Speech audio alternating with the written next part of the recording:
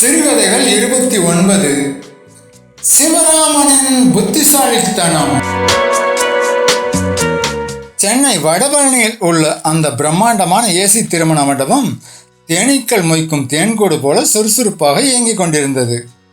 நாதாசர சத்தம் காதை கிழிக்க பட்டுப்புடையர்களும் பவுடரும் சென்ட் வாசனையுமாக உறவினர்கள் அங்கும் இங்கும் வலம் வந்து கொண்டிருந்தனர். மண்டபத்தின் விஐபி அறையில் பெண்ணின் அப்பாவான சிவராமன் மட்டும் பழைய பஜாஜ் ஸ்கூட்டரை கிக்கர் அடித்து ஸ்டார்ட் செய்வது போல பதற்றத்தில் உழன்று கொண்டிருந்தார். சிவராமன் ஒரு அக்மார்க் நடுத்தர வர்க்கத்து குடும்ப தலைவர். எதையும் மிக மிக சிக்கனமாக செய்வார். அதே சமயம் தன்னை ஒரு மாஸ்டர் பிரைன் என்று அவரே நினைத்துக் கொள்வார். அவரது இன்றைய பதற்றத்திற்கு காரணம் அவரது பரம்பரை சொத்தான 5 லட்சம் ரூபாய் மதிப்புள்ள வைர நெக்லஸ். நாளை காலை முகூர்த்தத்தின் போது தன் மகள் ஸ்ருதிக்கு அதை போட வேண்டும். மண்டப லாக்கரில் வைத்தால் திருடு போய்விடும் என்று அவரது சந்தேகம் மூலம் எச்சரித்தது. இந்த லாக்கர் பீரோ எல்லாம் ரொம்ப சாதாரணமான இடம். திருடன் ஈஸியாக கண்டுபிடிச்சிருவான். யாரும் கொஞ்சம் கூட எதிர்பார்க்காத ஒரு இடத்துல இந்த வைரத்தை ஒளிச்சு வைக்கணும் என்று தப்பு கணக்கு போட்டார் சிவராமன். மேஜை மேல் விஐபி கெஸ்ட்களுக்கு கொடுப்பதற்காக அடுக்கி வைக்கப்பட்டிருந்த 100 மைசூர் பாகு இனிப்பு பெட்டிகள் அவர் கண்ணில் பட்டன. உடனே ஒரு பெட்டியை எடுத்தார். உள்ளே இருந்த 4 மைசூர் பாகுகளை எடுத்து வாயில் போட்டுவிட்டு அந்த வைர நெக்லஸ் இருந்த சிறிய வெல்வெட் டப்பாவை உள்ளே வைத்து மீண்டும் மூடினார். அடையாளத்திற்காக அந்த பெட்டியின் அடியில் ஒரு சிறிய சிவப்பு நிற ஸ்கெட்சால் ஒரு புள்ளி வைத்தார். அந்த பெட்டியை மற்ற 99 பெட்டிகளோடு நடுவில் சொருகி வைத்துவிட்டு நிம்மதி பெருமூச்சுடன் காஃபி குடிக்க வெளியே சென்றார். 10 நிமிடம் கழித்து திரும்பி வந்து சிவராமனின் இதயம் சர்ரென்று சரிந்து குடல் பகுதிக்கு சென்று குட் மார்னிங் சொன்னது. மேஜை மேல் இருந்த 100 இனிப்பு பெட்டிகளும் காணாமல் போயிருந்தன. அவரது மனைவி கல்யாணி உள்ளே வந்தாள். ஏங்க, மாப்பிள்ளையோட சொந்தக்காரங்க கோயம்புத்தூர்லேருந்து ஒரு பஸ்ஸில் இப்போ தான் வந்து இறங்கினாங்க. அவங்களுக்கு கொடுக்கத்தான் இந்த இனிப்பு பெட்டி வச்சுருந்தீங்களா? நான் கேட்ரிங் பையனை விட்டு எல்லாத்தையும் மாப்பிள்ளை வீட்டு ஆளுங்க கையில் கொடுத்துட்டேன் என்று மிகவும் கேஷுவலாக சொன்னாள். சிவராமனுக்கு தலை சுற்றியது.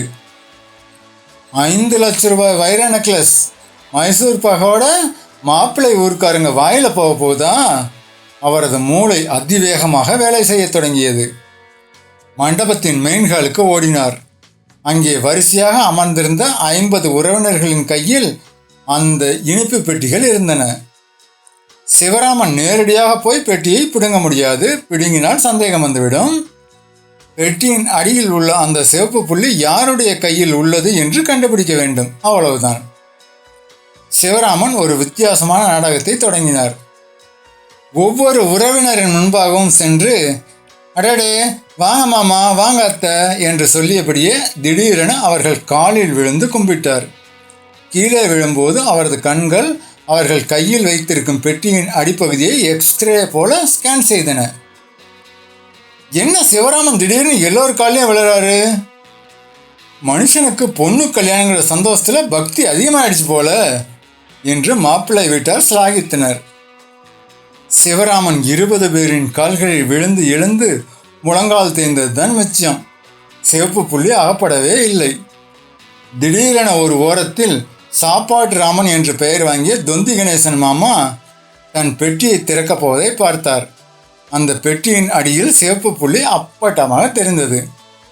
சிவராமன் மின்னல் வேகத்தில் பாய்ந்து சென்று அவர் அந்த பெட்டியை திறக்கும் முன்பே அதை கெட்டியாக பிடித்து கொண்டார். மாமா, நீங்கள் சுகர் பேஷண்ட். இந்த மைசூர் பாகில் இனிப்பு ரொம்ப ஜாஸ்தி. உங்களுக்கு ஸ்பெஷலாக நான் ஸ்வீட்லெஸ் அல்வா செஞ்சு வச்சுருக்கேன், அதை தரேன், இதை கொடுங்க என்று இழுத்தார். கணேசன் மாமா பெட்டியை விடவே இல்லை. பரவாயில்ல மாப்பிள்ள, ஒரு நாளைக்கு சாப்பிட்டா ஒன்றும் ஆகாது, இதுவே இருக்கட்டும் என்று இழுத்தார். இருவருக்கும் இடையே ஒரு மினி போர் நடந்து கடைசியில் சிவராமன் தன் பாக்கெட்டில் இருந்த ஒரு 500 ரூபாயை எடுத்து ரகசியமாக மாமா கையில் திணித்துவிட்டு அந்த பெட்டியை பிடுங்கிக் கொண்டு ஓடினார். நேராக கழிப்பறைக்குள் சென்று கதவை சாத்தி தாழ்பால் போட்டார். அவரது முகம் முழுவதும் வியர்வை அருவியாக கொட்டியது. நடுங்கும் கைகளால் அந்த மைசூர் பாகு பெட்டியை திறந்தார். உள்ளே அந்த வெல்வெட் பெட்டி பத்திரமாக இருந்தது. சந்தோஷத்தில் சிவராமன் கண்களில் கண்ணீர் வந்துவிட்டது. ஆசையாக அந்த வெல்வெட் பெட்டியை திறந்தார். அடுத்த நொடி சிவராமனின் முகத்தில் ஈ கொசு எதுவும் ஆடவில்லை.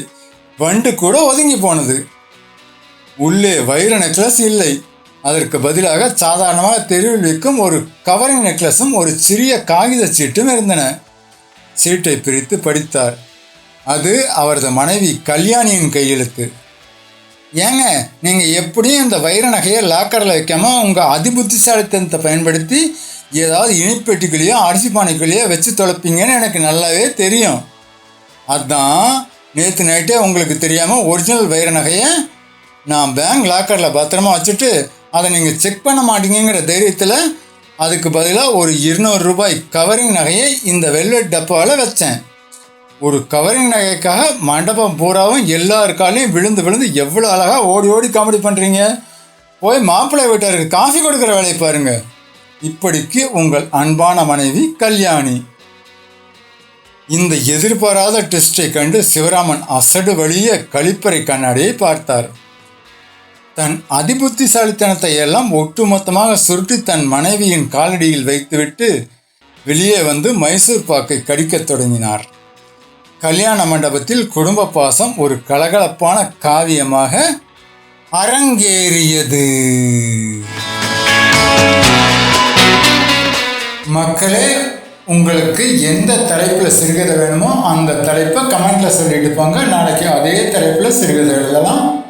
அதுக்கு முன்னாடி இந்த சேனலுக்கு சப்ஸ்கிரைப் பண்ணுங்கள், லைக் பண்ணுங்கள், கமெண்ட் பண்ணுங்கள்.